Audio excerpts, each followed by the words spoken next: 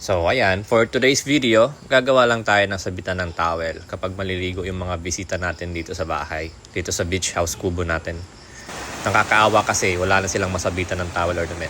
So ang gagamitin nating materials dito ay driftwood. So ayan, nag-scout muna ako sa dagat para makakita tayo ng napadpad na driftwood. And then after nyan, ayan, lilinisin lang natin tong driftwood gamit ang liha saka ang grinder para mabilis matapos, mabilis nating malinis.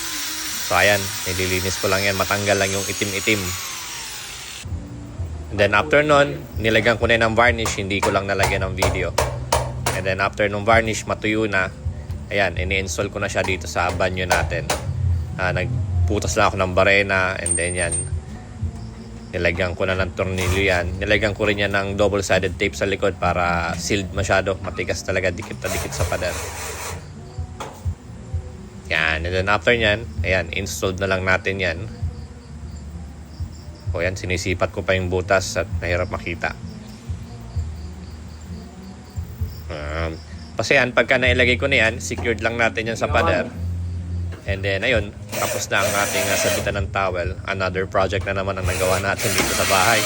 Matutuwa na sa atin yung mga bisita natin. Tibay kaya? Sampayan ang damit. Hey.